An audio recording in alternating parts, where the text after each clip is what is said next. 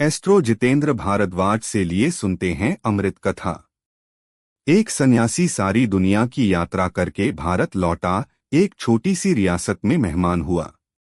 उस रियासत के राजा को जब पता चला तो वो उनसे भेंट करने गए और बोले, हे महात्मा, एक प्रश्न 20 वर्षों से निरंतर पूछ रहा हूँ, कभी खुद से तो कभी दूसरों से, लेकिन अब तक कोई संतुष्ट कर देने वाला उत्तर नहीं मिला।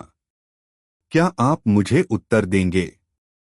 महात्मा ने कहा, निश्चित रूप से दूंगा राजन, आप पूछिए तो सही, क्या पूछना है? आज आप खाली हाथ नहीं लौटेंगे। इस पर राजा ने कहा, मैं ईश्वर से मिलना चाहता हूँ। और हाँ, अब आप भी मुझे बाकियों की तरह ईश्वर को समझाने का प्रयास मत करना। मैं बस अब सीधा ईश्वर से मिलना चाहता हूँ। सन्यासी ने कहा, अभी मिलना चाहते हो या थोड़ी देर ठहर कर? माफ करिए महात्मन, शायद आप भूल कर रहे हैं। मैं परमपिता परमात्मा से मिलवाने की बात कर रहा हूँ, न कि किसी ईश्वर नाम के व्यक्ति विशेष से। सन्यासी मुस्कराए और बोले, महानुभव, भूलने की तो कोई गुंजाइश ही नहीं है। मैं तो 24 घंटे ईश्वर से मिलाने का ही काम करता हूँ। अभी मिलोगे या थोड़ी देर ठहर कर? सीधे जवाब दो।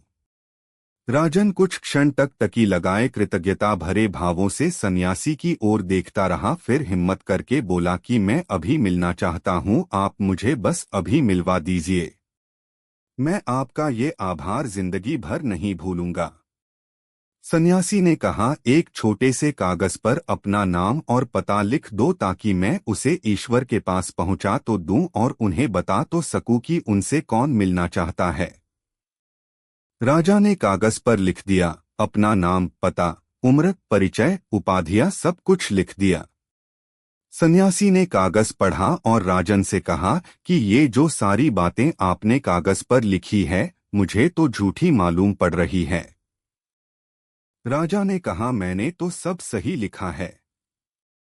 तब सन्यासी ने राजा से कहा, अगर तुम्हारा नाम बदल दिया तो क्या तुम बदल जाओगे? राजा ने कहा, नहीं। नाम के बदलने से भला मैं कैसे बदल सकता हूं, मैं तो वहीं रहूंगा। इस पर सन्यासी ने कहा कि ये बात तो तय हो गई कि ये नाम तो तुम्हारा परिचय नहीं है। अब दूसरी बात, आज तो तुम राजा हो, कल को अगर भिखारी हो जाओगे तो क्या तुम बदल जाओगे? इस पर राजन ने कहा, नहीं महात्मन, मैं फिर भी वहीं रहूंगा जो हूं। इस पर सन्यासी ने कहा कि ये बात तो तय हो गई कि ये नाम तो तुम्हारा परिचय नहीं है।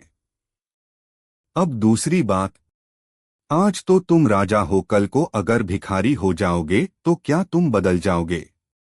इस पर राजन ने कहा, नहीं महात्मन, मैं फिर भी वहीं रहूंगा जो हूं।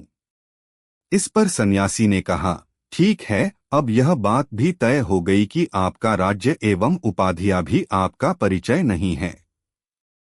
अब राजन रही तीसरी बात, आपकी उम्र क्या है? राजा ने कहा, 40 वर्ष। इस पर सन्यासी ने कहा, तो क्या 50 वर्ष के होने पर तुम कोई दूसरे इंसान में बदल जाओगे? और अगर 20 वर्ष के थे तब क्या कोई अन्य व्यक्ति थे? या फिर जब नन्हे बालक थे तो क्या कोई अन्य इंसान थे? राजा ने कहा, नहीं, बचपन से शरीर बदला, उम्र बदली, वस्त्र बदले, उपाधियां बदली, लेकिन मैं तो वही हूं जो बचपन में था, जो मेरे भीतर था। इस पर सन्यासी ने कहा, फिर तो राजन, ये उम्र भी तुम्हारा परिचय नहीं है और ना ही ये शरीर। फिर तुम हो कौन राजन? जो तुम हो उसे लिख दो, तभी तो मैं पहुंचाऊंगा भगवान के पास। वरना भगवान मुझे कहेंगे कि तुम झूठे हो, जो झूठे लोगों का पता लेकर आ रहे हो। राजा को कुछ समझ नहीं आ रहा था कि क्या बोले। राजा कुछ देर मौन खड़ा रहा। कुछ देर बाद राजा बोला, है महात्मन, ये तो बहुत बड़ी कठिनाई की बात है। मैं तो इन्हीं सब बातों को ही अपना परिचय मानता हूँ। इस पर सन्यासी ने कहा कि हाँ राजन, ये तो कठिनाई की बात है जिसका मैं परिचय ना दे सकूं, बता ना सकूं कि कौन मिलना चाहता है।